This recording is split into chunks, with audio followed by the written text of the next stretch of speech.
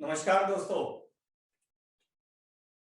सबसे पहले आप सभी का इस एमसीए मीट में मैं स्वागत करना चाहता हूं अपने नेटसर्फ सॉन्ग की कुछ पंक्तियों के साथ कि मेहनत और विश्वास के दम पर आगे बढ़ते जाना है, दुनिया नाज करे हम पर ऐसा कुछ कर दिखाना है, हर सपना पूरा कर सकते हैं, बात है ये गर्व की, है साथ हमारे हौसला और ताकत नेटसर्फ की। तो दोस्तों, नेटसर्फ के इस Q1 के एमसीए मीट में नेटसर्फ परिवार के सभी सीनियर्स का जैसे मैं कहता हूं, या हम कर्मों से बुजुर्ग होते हैं, तो सभी बुजुर्गों का स्वागत करता हूं। और इस क्वार्टर की जो परफॉर्मेंस है उसके लिए मैं आपकी सराहना करना चाहता हूं और आप सभी को कांग्रेचुलेट करना चाहता हूं। कुछ लोग कहेंगे कि लेकिन उम्मीद से तो थोड़ा कम परफॉर्म हुआ है। कोई बात नहीं, परिस्थिति जो थी, परिस्थितियां जो निर्माण हुई थी, उस परिस्थितियों के मुकाबले में आपने जो परफॉर्मेंस दिया है वो काफी काबिले तारीफ है और उसके लिए मैं जोरदार तालियों से आप सबकी सराहना करता हूं। तो सक्सेस क्या होता है? क्या सक्सेस तकदीर है? क्या सक्सेस डेस्टिनी है? क्या सक्सेस लक है? तो मेरा यह मानना है कि परिस्थिति जो है, सिचुएशन जो निर्माण होती है, वो लक है, वो डेस्टिनी है, वो भाग्य है। उसे आप किस तरह से रिस्पॉन्ड करते हो, वो एटीट्यूड सक्सेस है। और ऐसा ही बेहतरीन एटीट्यूड आपने पिछले साल भी दिखाया था और इस साल भी दिखाया है, और इसीलिए मैं आपको और आपके इस परफॉर्मेंस को सक्सेसफुल मानता हूं। कोरोना का आना ये हमारी तकदीर थी, ये हमारा भाग्य था, ये हमारी डेस्टिनी थी।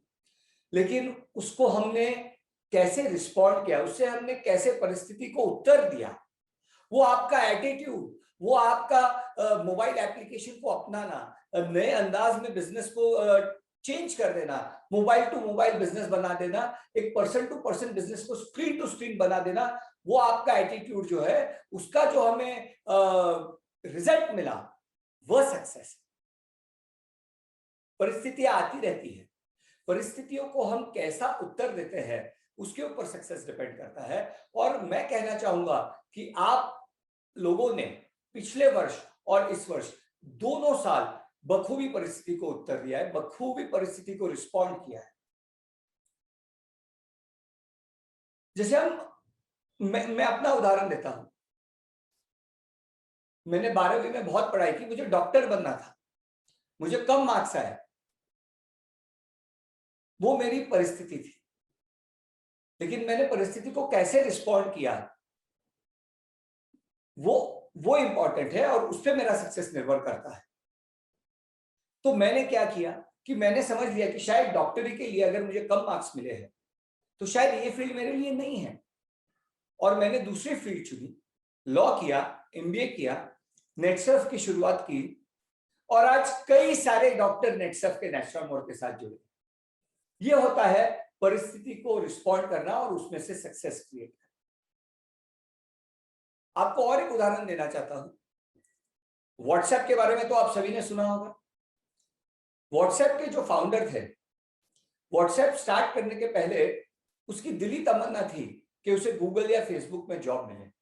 फेसबुक में वो इंटरव्यू के लिए भी गया था, लेकिन उसे रिजेक्ट कर दिया गया। ये उसकी परिस्थिति थी। उसने उसे कैसे रिस्पॉन्ड किया?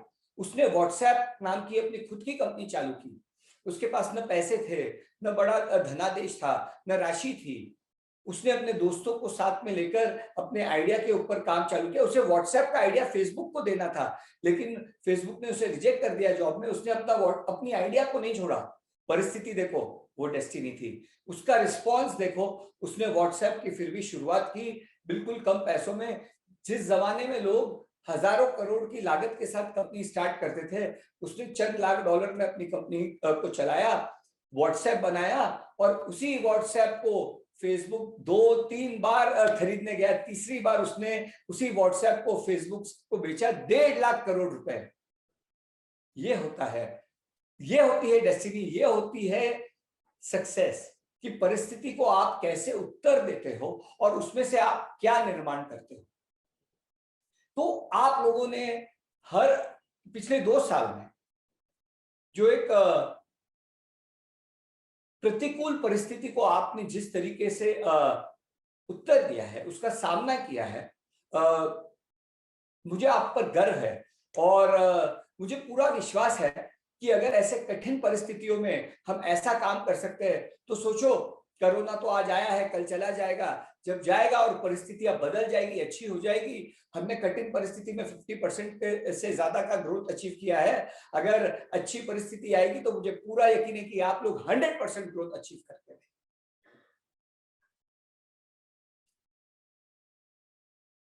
और एक छोटा उदाहरण परिस्थिति का दूं, तो मुझे आपके रूबरू होकर बात करने में जो मजा आता है, वो ऐसे नहीं आ रहा है।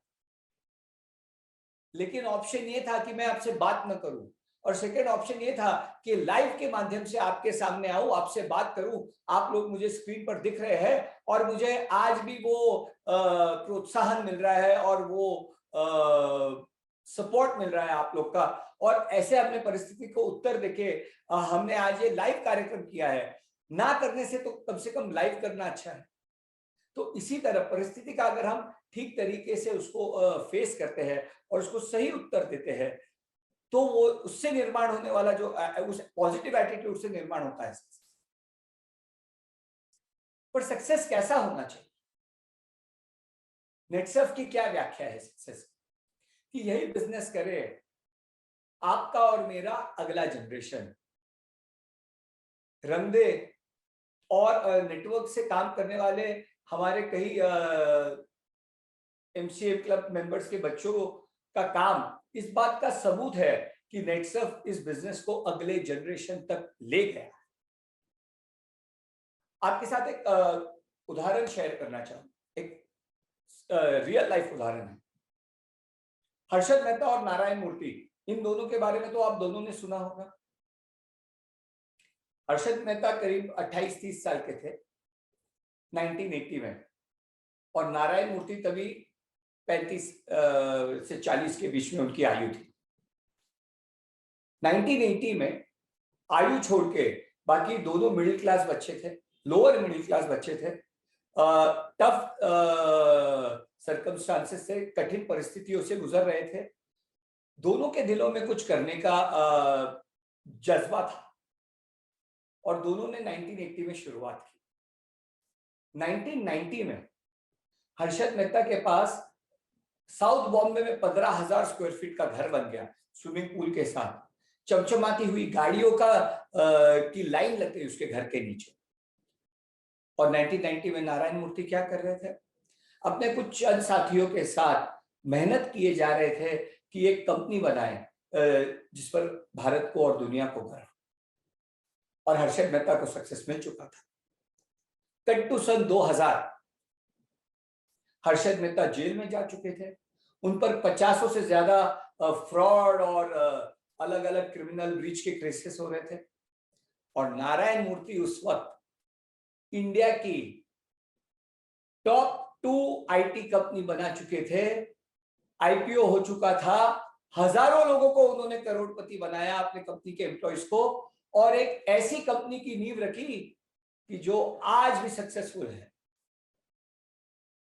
आज हर्षद मेहता पे एक सीरीज बनी है, पिक्चर बना है, और नारायण मूर्ति के कंपनी में 2.5 लाख लोग काम कर रहे हैं। भारत की दूसरी नंबर की आईटी कंपनी उन्होंने बनाई है, वर्ल्ड की टॉप 20 में उनकी आईटी कंपनी आती है। आज हर्षद मेहता का सीरियल आया है, उसे देखकर कई लोग ग्लैमर को देखकर पगला जाते होंगे और सोचते होंगे कि यार ये सक्सेस है। तो उन लोग को याद दिलाना कि हर्षद मेहता नहीं, नारायण मूर्ति असली सक्सेस है। और नेटसर्फ भी कुछ वैसा ही है। नेटसर्फ ने एक ऐसी कंपनी नहीं बनाई जिसने 2 साल, 5 साल या 10 साल का सक्सेस देखा। आज 2 दशक के बाद नेटसर्फ वह है जहां 2 दशक के बाद नारायण मूर्ति की कंपनी थी। और जैसे आज हम नारायण मूर्ति की कंपनी के एग्जांपल दुनिया के टॉप कंपनीज में दे रहे हैं, आने वाले साल में लोग नेटसर्फ का एग्जांपल देंगे दुनिया के टॉप कंपनीज। तो ये नेटसर्फ और ये लॉन्ग टर्म सक्सेस नेटसर्फ का विजन, और ये विजन लेकर हम चले थे। और हमने इस विजन, जब मैं हम कहता हूं, आपने भी हमें इसमें पूरा सहयोग दिया, पूरा सपोर्ट दिया, और आपके सपोर्ट से हमने एक ऐसी कंपनी बनाई जिसने लॉन्ग टर्म सक्सेस के ऊपर ध्यान। तो हमारे एटीट्यूड से हमें सक्सेस मिलता है, लेकिन हमें कैसा सक्सेस चाहिए? तो एक लॉन्ग टर्म ऑनेस्ट सक्सेस चाहिए। ऐसी कंपनी नेटसर्फ हमने बनाई। लेकिन अभी हम सक्सेस का क्या करें? सक्सेस तो हमें मिल गया है। सक्सेस को हमें आज जो पूना की एक छोटी कंपनी जिसने पूना के कुछ लोगों को सक्सेस दिया था, आज भारत के कोने कोने में हमने सक्सेस क्रिएट किया है, और ये सक्सेस अभी हमें दुनिया के कोने कोने में ले जाए। एक कहानी आपके साथ शेयर करना चाहता हूं। इजराइल का नाम सबने सुना होगा। इजराइल मिडिल ईस्ट में एक देश है, छोटा सा देश है। उस देश के आसपास 2 समुद्र है। एक का नाम है डेड सी, और दूसरे सी का नाम है सी ऑफ गैलीली, गैलीली सी। तो ये दोनों इजराइल से लगकर दोनों समुद्र है। डेड सी जो है उसमें नमक की मात्रा इतनी ज्यादा है कि उसमें कोई मरीन लाइफ नहीं है, न मछलियां है न कुछ है।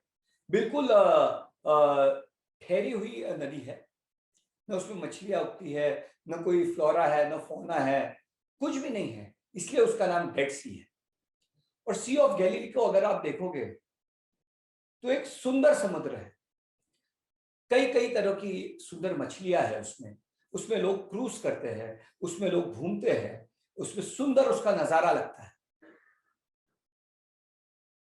आप सबको ये जान के आश्चर्य होगा कि ये दोनों जो समुद्र है, डेड सी और सी ऑफ गैलीली, इसका जो सोर्स है, पानी का सोर्स है, वाटर का सोर्स है, वो एक ही है, रिवर ऑफ जॉर्डन। जॉर्डन नदी से ही दोनों को पानी आता है।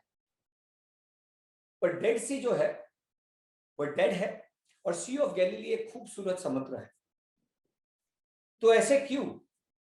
मुझे एग्जैक्टली टेक्निकली इसके बारे में पता नहीं, बट कहा जाता है कि सी ऑफ गैलीली में जो पानी आता है वो पानी आगे बहकर और किसी नदी में और किसी समुद्र में चला जाता है। तो जो चीज उसमें आ रही है वो चीज वो आगे बांट रहे हैं, वो शेयर कर रहे हैं, good water in good water out. तो ये पानी का बहाव जो है वो कंटिन्यूस चल रहा है, और उस बहाव के कारण सी ऑफ गैलीली जो है उसमें मछलियां भी जीवित है, वो सुंदर समुद्र है, उसका पानी हमेशा फ्रेश रहता है। और डेड सी जो है उसमें जो पानी आता है वो कहीं नहीं जाता, वो उधर ही थम जाता है। लाखों लीटर पानी रोज भाप बनकर उड़ जाता है, तो पानी वेस्ट हो जाता है, समुद्र में कोई जान नहीं बचती है। तो दोस्तों, इसी तरह अगर आपने नेटसर्फ के इस सक्सेस को अपने अंदर लेके आगे बांटा तो आप सी ऑफ गैलीली बनोगे, और अगर सिर्फ आपके अंदर उस सक्सेस को रखा तो आप डेड सी बन जाओगे। आपकी सक्सेस भाप बनकर इस दुनिया से चले जाए। तो दोस्तों, लॉन्ग टर्म सक्सेस को, जनरेशन वाला सक्सेस बनाने के लिए हमें इस सक्सेस को ज्यादा से ज्यादा लोगों के साथ शेयर करना है। नेटसर्फ के इस कहानी को, नेटसर्फ के इस अवसर को जब आप ज्यादा से ज्यादा लोगों तक पहुंचाओगे, नेटसर्फ के प्रोडक्ट्स को ज्यादा से ज्यादा लोगों तक पहुंचाओगे, तो ये बहाव चलता रहेगा। नए आइडियाज हम में आते रहेंगे, नए आइडियाज प्रोडक्ट्स के हो, इंसेंटिव के हो, बिजनेस के हो, आते रहेंगे, जो हम भी आपको देते रहेंगे। अगर हमने इस सक्सेस को अपने दिल में, अपने अंदर अगर बांध कर रखा तो ये सक्सेस यही थम जाएगा, सक्सेस भाप बनकर उड़ जाएगा। तो दोस्तों, डेस्टिनी, तकदीर को उत्तर आपने ठीक से दिया है। लॉन्ग टर्म सक्सेस पर हम चल पड़े हैं।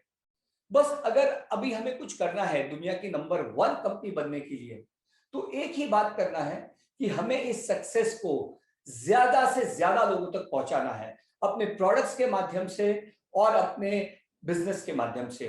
ज्यादा से ज्यादा लोगों को नेटसर्फ के बिजनेस का अवसर मिलना चाहिए।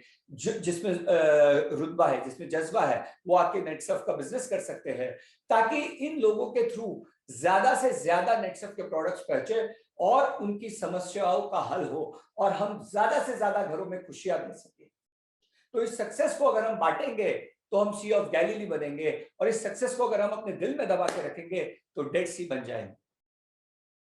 तो आने वाले क्वार्टर के लिए मैं आप सभी को मेरी तरफ से बेस्ट विशेष देता हूं, शुभकामनाएं देता हूं। मुझे पूरा यकीन है कि आप लोगों ने जिस तरीके से परिस्थिति का सामना किया है, उसे प्रत्युत्तर दिया है, आपने जो अमेजिंग परफॉर्मेंस फर्स्ट क्वार्टर में की है, उससे कई गुना ज्यादा अच्छी परफॉर्मेंस 1 मंथ जुलाई में ही करके दिखाएंगे। मुझे पूरा यकीन है कि फर्स्ट क्वार्टर का टर्नओवर, उससे ज्यादा टर्नओवर आप जुलाई में करके दिखाएंगे, कि जिस तरीके से आपने इस परिस्थिति का उत्तर दिया है। और ये जुलाई का महीना जो है, आने वाले वर्ष के लिए एक हम प्लेटफॉर्म क्रिएट करेंगे और पिछले साल का भी रिकॉर्ड ब्रेक करके दिखाएंगे। इसी शुभकामनाओं के साथ कुछ पंक्तियों के साथ मैं आपकी विदा लेना चाहता हूं कि